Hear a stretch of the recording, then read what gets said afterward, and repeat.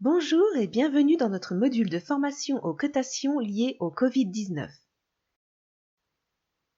C'est parce que vous êtes très sollicité que les cotations ne doivent pas devenir un casse-tête supplémentaire dans la lutte contre la pandémie.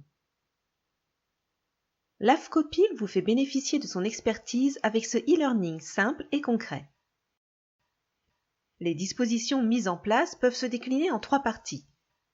Les actes existants, les actes créés pour la pandémie, les dérogations temporaires. L'avenant 6 à la Convention met en place la participation de l'infirmier à une téléconsultation médicale. 3 actes sont facturables. Lors d'un soin infirmier déjà prévu, TLS,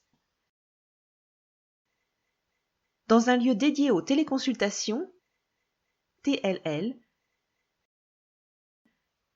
organisé de manière spécifique à domicile, TLD.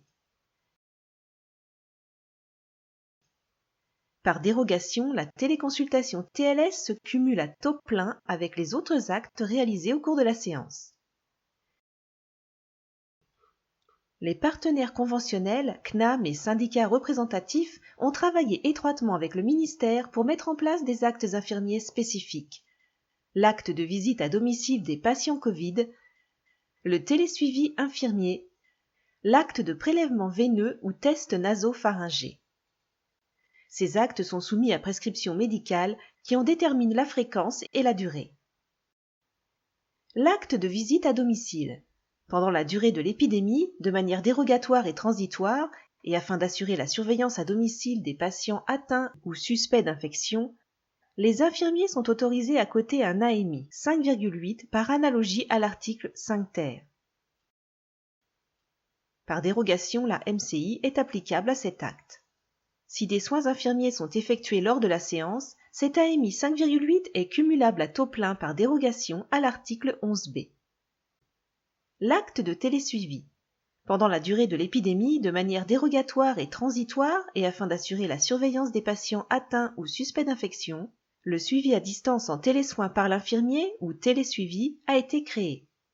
Le télésuivi est réalisé préférentiellement par vidéotransmission avec le patient ou par téléphone si les équipements du patient ne le permettent pas.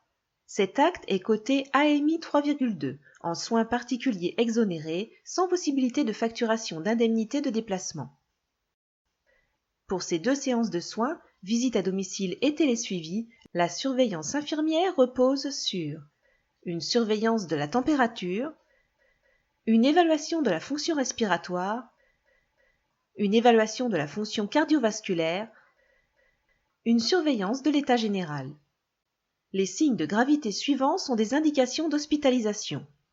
Polypnée, saturation inférieure à 90%, pression artérielle inférieure à 9, altération de la conscience, confusion, somnolence, déshydratation, altération de l'état général brutal chez le sujet âgé.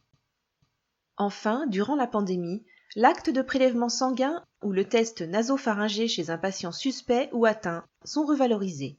Ces actes sont cotés AMI 4,2. Lorsqu'un prélèvement veineux est réalisé en même temps qu'une séance surveillance clinique AMI 5,8, la cotation est AMI 5,8 plus AMI 1,5 plus MCI. Plusieurs dispositions temporaires sont par ailleurs mises en place. Facturation possible des indemnités de déplacement, même si non prescrits. MCI cumulable avec la surveillance à domicile AMI 5,8. Prolongation des ordonnances de soins jusqu'au 11 mai 2020.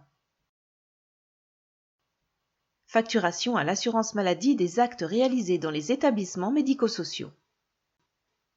Nous sommes arrivés au terme de ce module. Vous disposez de tous les éléments pour une cotation juste de votre activité durant la pandémie. Maintenant, à vous de jouer avec notre quiz NGAP.